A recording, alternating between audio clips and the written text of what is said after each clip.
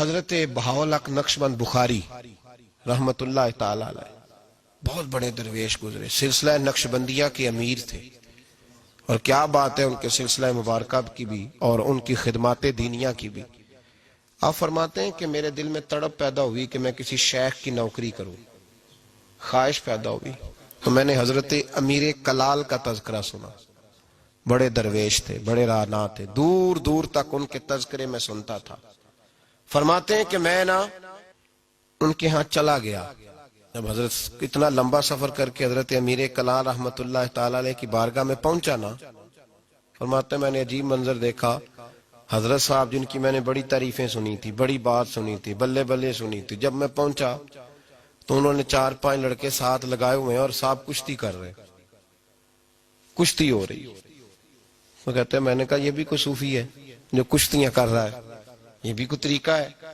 ان کو چاہیے تھا بیٹھے ہوتے، حدیث پاک پڑھ رہے ہوتے، ذکر اذکار ہو رہا ہوتا، یہ کشتیاں کر رہے ہیں۔ خیر میں نے کہا سفر بڑا لمبا کیا ہے، اب آ گیا ہوں تو چلو رات تو رہ نہیں ہے، کوئی ہوٹل تو ہے نہیں یہاں وقت گزر سکے۔ حضرت امیر کلال رحمت اللہ تعالی علیہ مجھے ملے، لیکن چونکہ میرے اندر وہ زاویہ نہیں تھا، ٹوٹ چکا تھا۔ وہ ملاقات ہوئی تو میں نے کہا سلام لی، کیسے آئے؟ میں نے کہا زیارت کے لیے آیا تھا۔ کھانا کھلایا، رات مجھے سلا دیا۔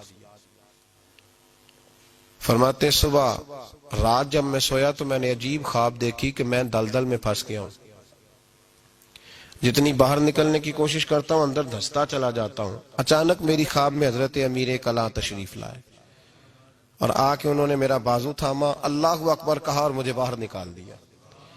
فرماتے میں جب اٹھا تو پسینے سے شرابور تھا، حالت میری بڑی عجیب تھی۔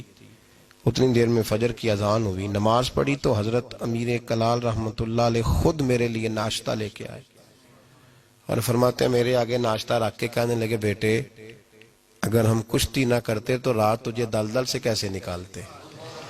اگر کشتی نہ کرتے تو دلدل سے تجھے کیسے نکالتے؟ پھر فرمانے لگے یہ کشتی میں لوگوں کو اپنا پہلوان ثابت کرنے کے لیے نہیں کر رہا، مجھے پتا چلا ہے کہ کافر اس علاقے پہ حملہ کرنے والے ہیں، ہم بھی جہاد کی تیاریاں کر رہے ہیں۔ تو یہ جہاد کی تیاریوں کے لیے کام ہو رہا تھا، تو نے پوچھ تو لینا تھا بات کیا ہے، تو نے تھوڑا پوچھ تو لینا تھا، تو تھوڑا سا تفصیلات میں چلا جاتا، کسی سے پوچھ لیتا۔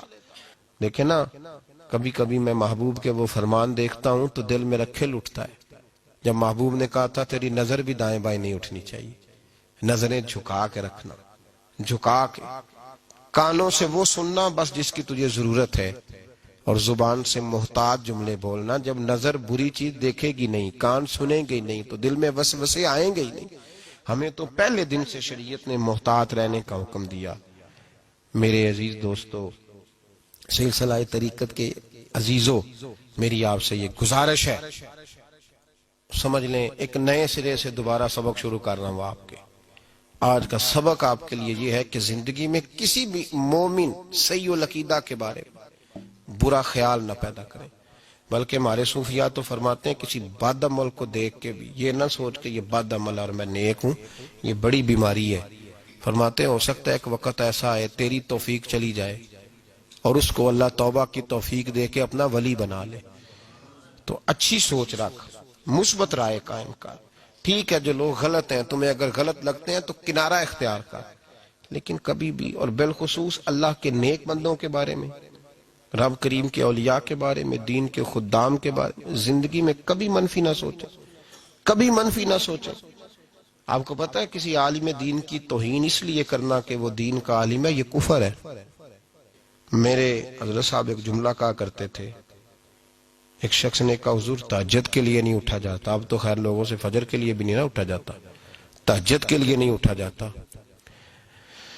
تو حضرت صاحب فرمانے لگے رات کو اچھی سوچ کے ساتھ سویا کر، اچھی سوچ کے ساتھ سویا کر۔ تو پھر مسکراتے مسکرانے فرمانے لگے محبوب کی سوچوں میں سویا کر، یار کی سوچوں میں سویا کر، تو اسے سوچتا سوچتا سویا کر، صبح خود ہی تجھے بیدار کر لیا کرے، پر اس سے دل لگانا، اسے سوچتا سو۔ تو کسی اور کو سوچتا کیوں ہے؟ کسی اور کی طرف تو دیکھتا کیوں ہے؟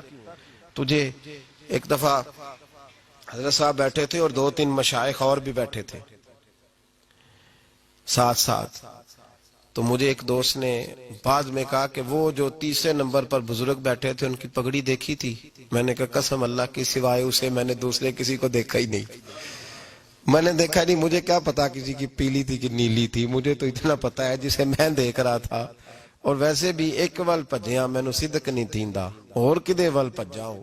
او بھائی ہم تو ایک کو نہیں راضی کر پائے تو ادھر بھی دیکھ تو ادھر بھی دیکھ، دیکھا ہی نہیں جاتا. سوچوں میں رہیں اور مثبت سوچ رکھیں، ٹھنڈی اچھی خوبصورت. میں سب سے پہلا فائدہ یہ ہے کہ اللہ آپ کو سکون کی دولت عطا فرمائے.